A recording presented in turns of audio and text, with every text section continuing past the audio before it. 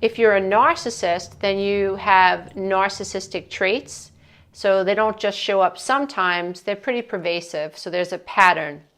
If you have a friend who you think is narcissistic, then you'll see arrogance, you'll see self-righteousness, you'll see blame shifting, you'll see woe is me, you'll see grandiosity, maybe exhibitionism if she is an overt narcissist. If your friend is a vulnerable narcissist, then you'll see more of the woe is me, I'm so misunderstood. You know, people just don't understand how brilliant I am. You know, one day maybe people will finally understand just how great I really am. I hope I'm alive before people discover how amazing I am. So there's this idea that they're really very, very special, that this idea that they're very important. And in lots of the cases, it's because it's a figment of their own imagination. They're really not all that unique, and they're really not all that amazing. When it comes to intelligence, they want to be known for their superior intelligence, and they tend to downplay the accomplishments of other people. They tend to be envious. They tend to put other people down who have achieved certain success. And so if you have a friend who you think is a narcissist, this is something that you're going to see a pattern in. You're going to see a lack of empathy. So you'll have a friend who might be able to identify that someone else is in pain, but they won't be able to relate or have empathy for, which means they're really not going to care that that person's in pain. It's going to be like, oh, well, you know, this is life. Life is hard, you know. Oh, well, you know, her dog died. She had the dog for 6 months and got this dog after the other dog died. And oh, well, another dog died. Like, what are you going to do? Get on with it. Go get another dog. And so there's a lack of empathy. If you have a narcissistic friend, you might feel like she or he is in competition with you. You might feel dismissed. You might feel like there's a lack of connection between you and this person. And what's really mind-boggling is the person just doesn't get it. There are social cues, emotional cues that this person just seems like indifferent to. They don't care. We're talking about a grandiose sense of self, which is very oftentimes linked to nothing but a fairy tale. They're legends in their own mind. They want to be seen as legends. They want you to see them as a legend. So a narcissistic friend is either going to walk around with this air of superiority. I want the best seat in the house because I deserve the best seat in the house. You know, I don't have to wait. Why should I have to wait? I'm the most beautiful woman in the room. Or don't you know who I am? I know this person. So there's a sense of entitlement. Or you have a friend who's walking around and playing the victim and expects everyone else to cater to them because everything's always going wrong in their life. But there's a lack of accountability.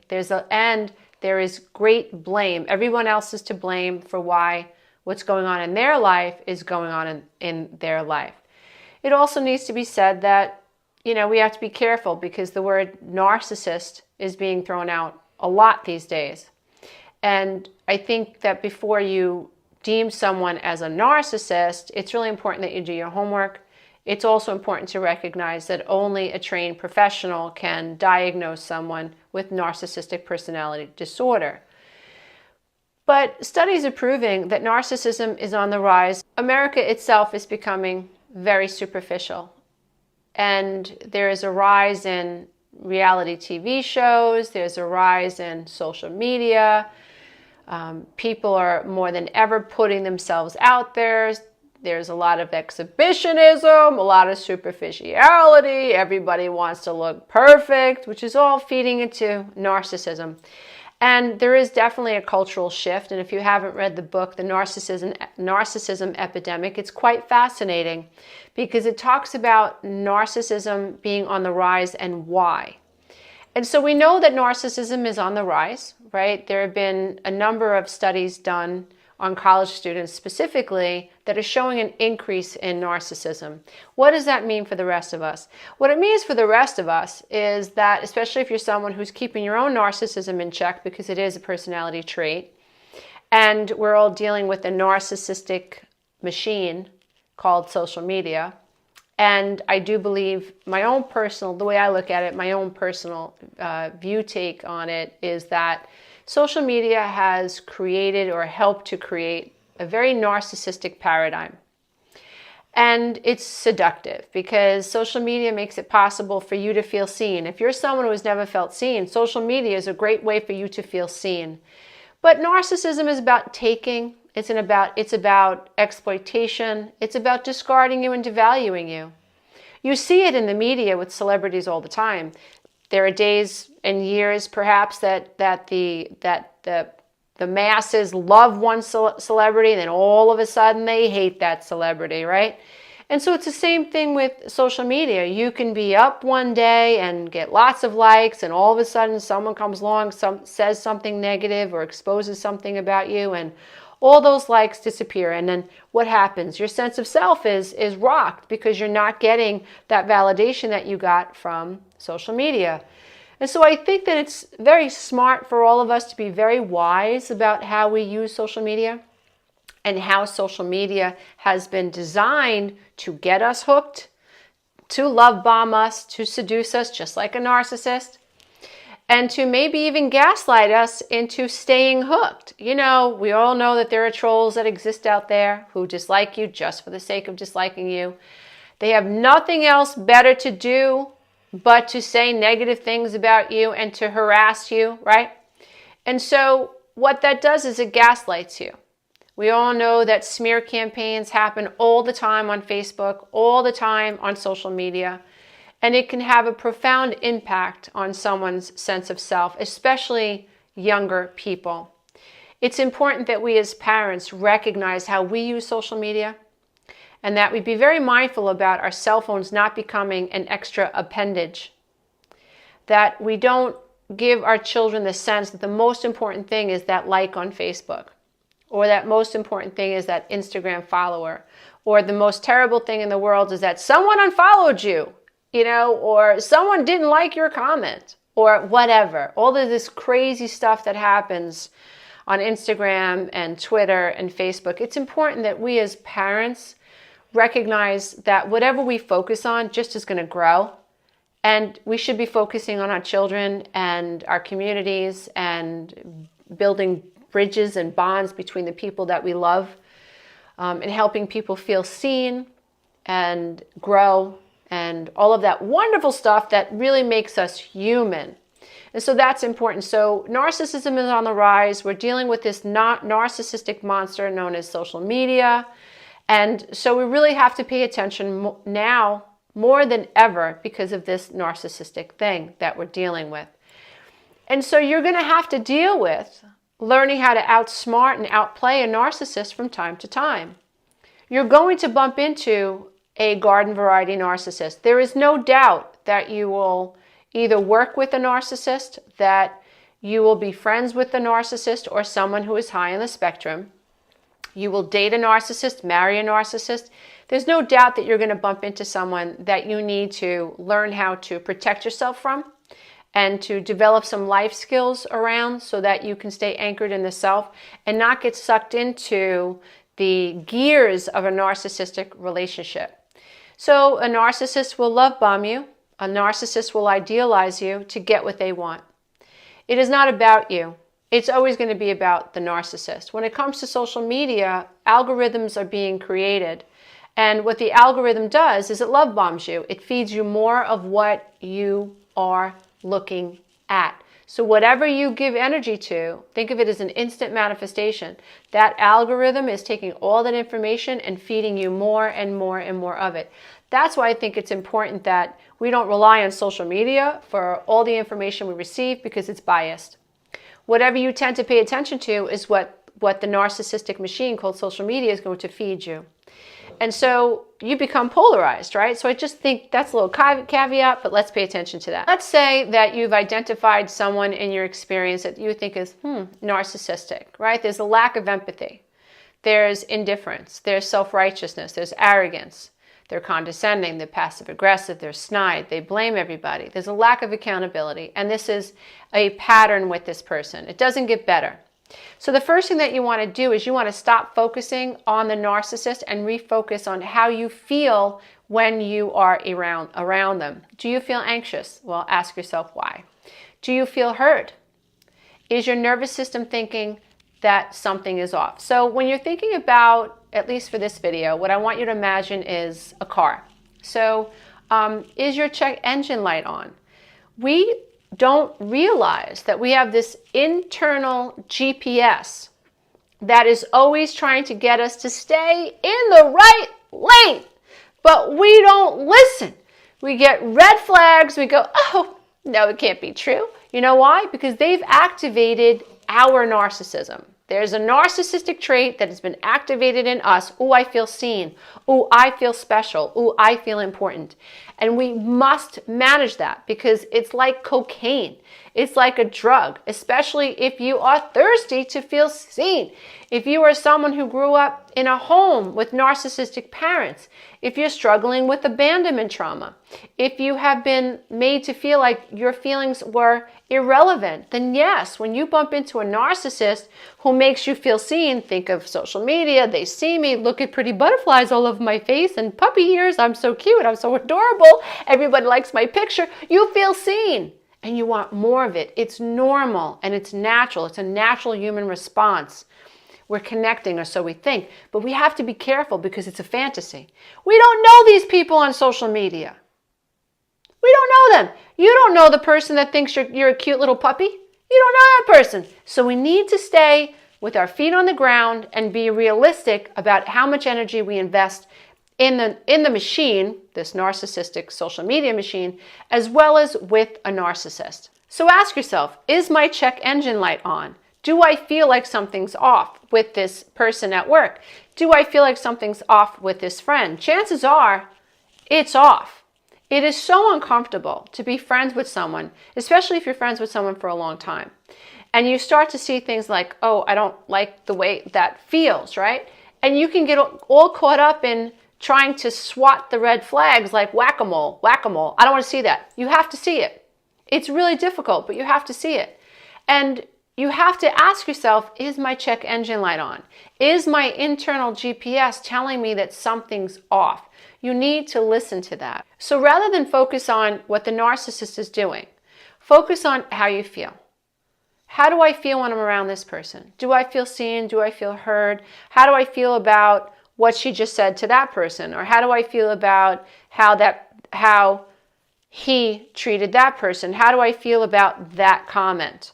How do I feel about the way that I've just been shafted and they've just turned their back on me? How do I feel about the way I feel like I'm being ostracized? Have you ever been in a situation where you're with a bunch of friends and you feel like they're icing you? But it's done so subtly that you can't call them out on it. And then if you call them out on it, they turn it around on you and they make you look like you're the crazy person. So rather than call them out on it, focus on yourself. How does this make me feel? You're better off excusing yourself and saying, listen, guys, I don't feel good. I got a stomach, my stomach's upset. Or I just forgot I have an early morning call. I got to get home. You're better off excusing yourself and getting out of there and just removing yourself from the negative energy than confronting a narcissist because they're going to blame you. They are so good at not caring how you feel. So ignore them. In other words, like walk away. Figure out how you feel and say adios, bye Felicia, and do what you have to do to take care of yourself. We get into trouble when we want to confront a narcissist, when we want to fight with a narcissist. It's not going to work out because a narcissist lacks empathy. So the problem with a narcissist when you're arguing with a narcissist that you have to keep in mind is that they are not as moral as the average person who doesn't have narcissism. In order to be moral, it's assumed and presumed that part of why you're moral is because you have this do unto other thing as you would have others do unto you. You have empathy, which means that you cringe when you see someone bite into a lemon because you can imagine biting into that lemon. Someone yawns and you yawn. That's an empathy neuron because you can relate to this person. That helps us bond as human beings and not destroy one another. You ever notice that when there's a car accident, people 1 second were walking around on planet Earth like they didn't know anybody, not a care in the world. boom, there's an accident happening and people come out of the buildings, they stop what they're doing, they stop their cars, they run towards the fire, they're dragging people out. It's amazing. It's absolutely amazing. A narcissist is like, what are you doing? Why are you stopping the car? Go around them. We've got our nails to get done, you know? But someone that doesn't have narcissism, a kind person who has compassion, is stopping that car, even just to call 911 to make sure everyone's okay, right? So when you want to outplay a narcissist, you don't want to get into a fight with a narcissist. You don't want to do that. You want to focus on how you feel about the narcissist. The second thing, ask yourself, are my tires flat? Now, what do I mean by that? What you want to focus on is unfairness. How fair, how full is this relationship, right? Are the tires in this relationship only blown up when I blow them up, only when I give? Is this person capable of giving back fairness, kindness? You know those things that we used to care about, you know, back in the day when people needed people? You know those things like compassion and kindness and consideration and empathy, right? And respect and honor and integrity, those things that people used to value. You're asking yourself, am I getting this back from this person? Or are the tires in this relationship, are they flat? Does the person that you're working with, is your friend, are they sucking up all the air in the room? Do they tend to get bored when you start talking about something that you're going through? And do they revert back to, yeah, but me? Yeah, but, you know, oh yeah, that happened to me. Can we talk about me? Yeah, but me. Yeah, but me. Oh yeah, okay, that happened to me. Okay, but this happened to me. Why are you not listening to me? Right? Why are you talking about that? That's so silly. Oh yeah, you know what happened to me? You know what happened? You know what I did? You know what happened to me? That type of thing. Is this person like unable to shutty and listen with compassion and intent and try to relate to you when you're talking? Now, there are some people that would say, well, isn't that narcissistic to expect someone to listen to you? Well, I guess some people could look at it that way. But when you're observing your relationship from the observer mode, like Eckhart Tolle speaks about, or Eckhart Tolle, you know, we're learning to be the observer. We're learning to be more logical about what we're experiencing. If there's a deficit in my relationship, and it's a deficit that I can't correct because I'm not in control over it and I can't change it, I must identify it, right? Right? If there's a hole in my boat and it's sinking, don't I have the right, or isn't it wise to go find out where the hole is? Or do I just walk around like my boat isn't sinking? A relationship is like a boat. It's either going to sink or it's going to float. If it's sinking, I want to know why it's sinking. So when you're in a relationship with a narcissist, there's a huge hole in the boat. And what you're trying to do is you take the water, you live with a bucket in your hands and you're always trying to get the water off the boat. You're trying to figure out, how do I get this person to see what I'm trying to say? You know, why do I have to keep going around and around and around? We're here again? Like we cannot get from point A to point B. When you're in a relationship with a narcissist, they can't hear you. No, they're wired to not hear you. They're wired to refuse responsibility. They think you're a joke. Everybody in the room is not as smart as they are. They are the most clever person, and they're quite irritated that you expect them to even be fair. They're annoyed, and they are obstinate, and they are indifferent, and they are resistant. And they don't change. They don't want to change. They don't see the benefit in changing. And some narcissists really do believe that they are the smartest person in the room. And you cannot convince them that they're not. You cannot convince a narcissist that they're wrong. They will say that you're just being ridiculous, that you're just being overdramatic. It's always about you. It's always about you. They'll twist it on you. You're not going to get from point A to point B. If you love this content, don't forget to check out the next video. And you can go to my website and take the codependency quiz.